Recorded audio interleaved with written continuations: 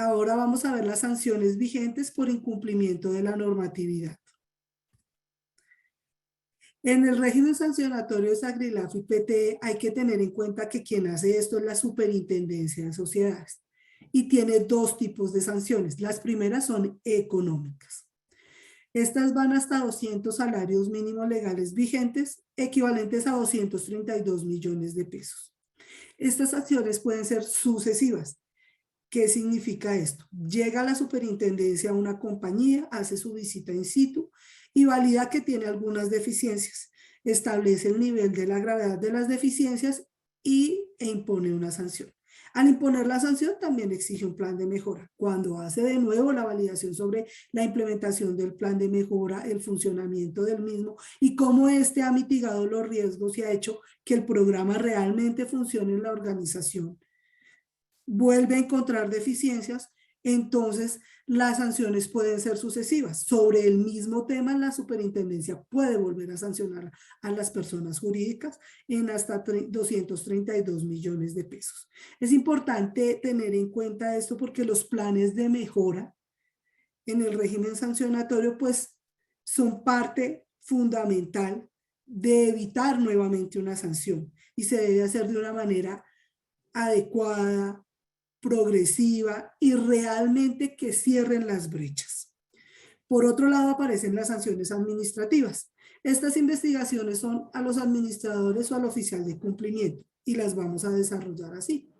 Las empresas pueden tener una sanción por este tipo de incumplimientos, pero también los administradores y los miembros del máximo órgano social.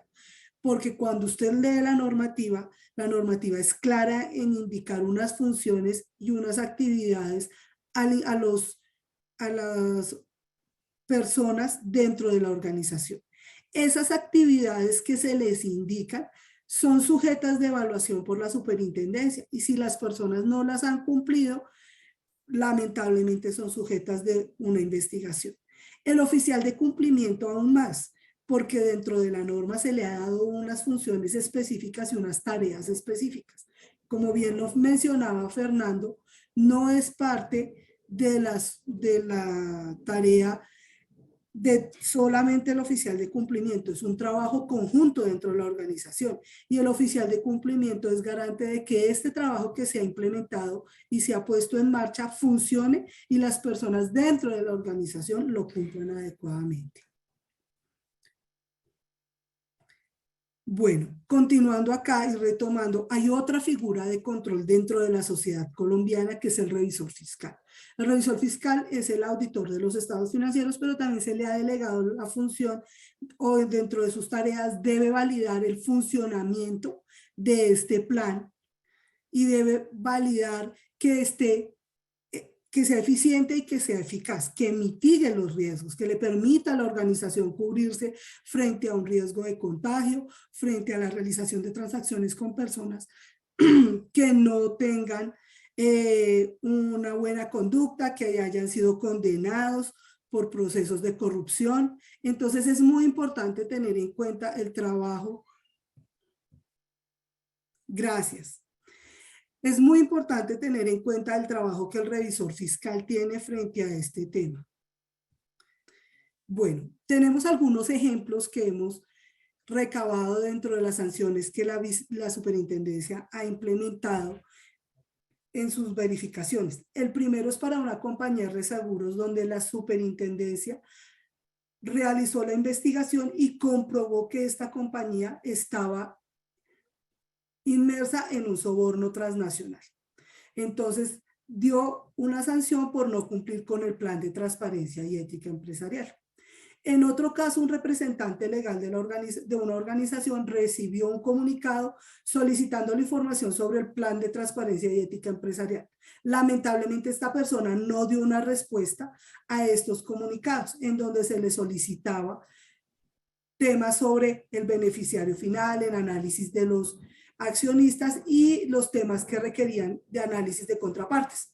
Al no dar respuesta, la superintendencia también lo sancionó por no dar respuesta o dar respuesta inoportuna a este tipo de requerimientos. Entonces, aquí los invitamos a ser muy cuidadosos cuando reciban un requerimiento de la superintendencia, a leerlo adecuadamente, a entender las fechas de respuesta y a presentar su información de manera clara, de manera coherente, que le permita a la superintendencia entender todo el trabajo que ustedes han desarrollado dentro de la organización para la implementación de este tipo de sistemas o programas.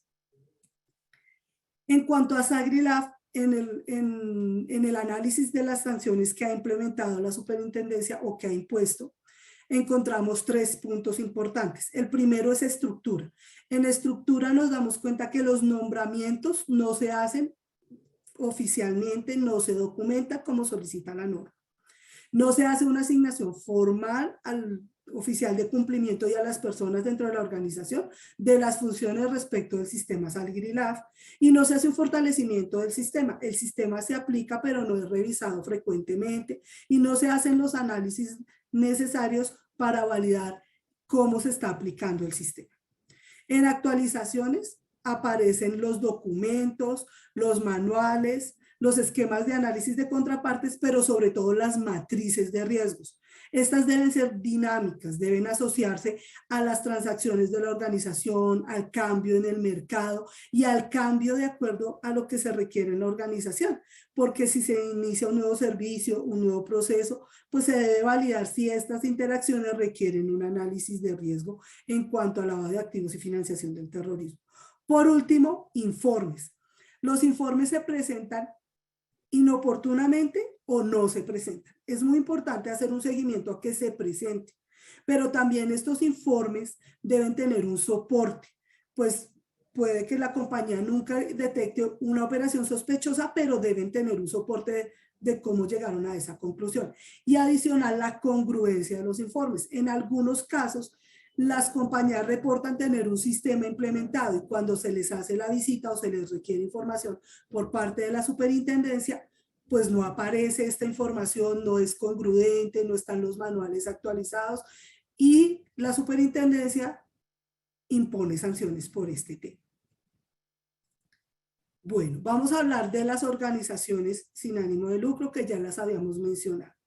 En el caso de la Alcaldía Mayor de Bogotá, la alcaldía ha delegado en las secretarías de Educación, Salud, Cultura, Ambiente y Jurídica el seguimiento a estas instituciones. ¿Cómo lo ha hecho?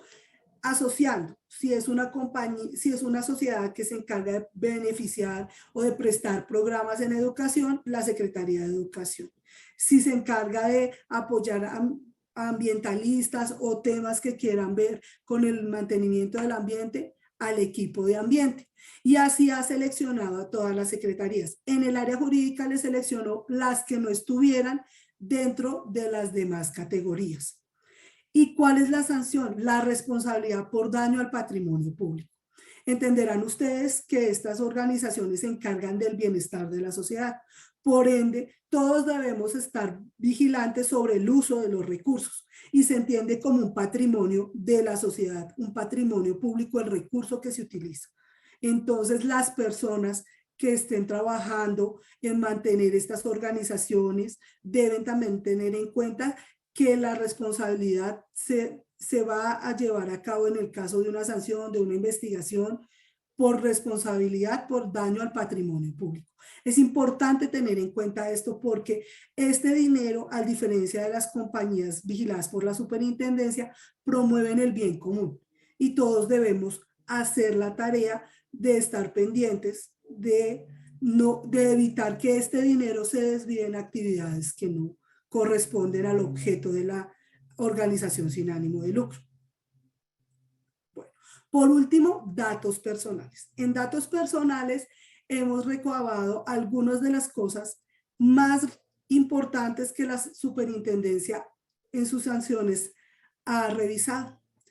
Estos son temas de vital importancia para la superintendencia porque son el cumplimiento de la norma. El primero es la desatención de los requerimientos del ente de control. Como lo hemos venido mencionando, muchas compañías son sancionadas por no atender oportunamente y de forma adecuada los requerimientos de los entes de control.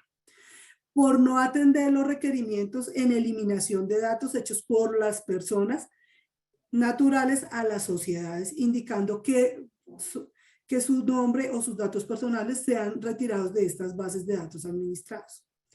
No se solicita la autorización previa para incluir o administrar los datos personales. No se implementa una política de datos personales que funcione.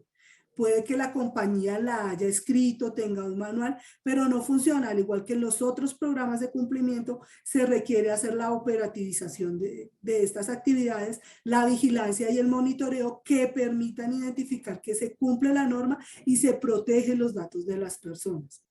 Adicional a eso, no se han registrado las bases de datos de acuerdo a la normativa en el Registro Nacional de Bases de Datos. Y por último, el uso de la tecnología. Después de la pandemia, muchas cosas se han vuelto más tecnológicas. El registro en Internet de información, la solicitud de citas médicas, la solicitud de información, y las compañías han propendido por eso. Lamentablemente, la seguridad sobre la información y sobre las herramientas tecnológicas no es suficiente. Entonces han permitido fugas y han permitido pérdida de información. Por ende, es importante dentro de las compañías revisar la seguridad de la información, ya que estas herramientas son muy buenas, pero tienen un riesgo de pérdida de información y de filtrar la información a personas que están dispuestas a usarla en otros temas o a robar la información de las personas que son personas naturales y están expuestas a la delincuencia común. Agradezco a todos su atención y doy paso a María Alejandra para que nos dé más información sobre datos personales.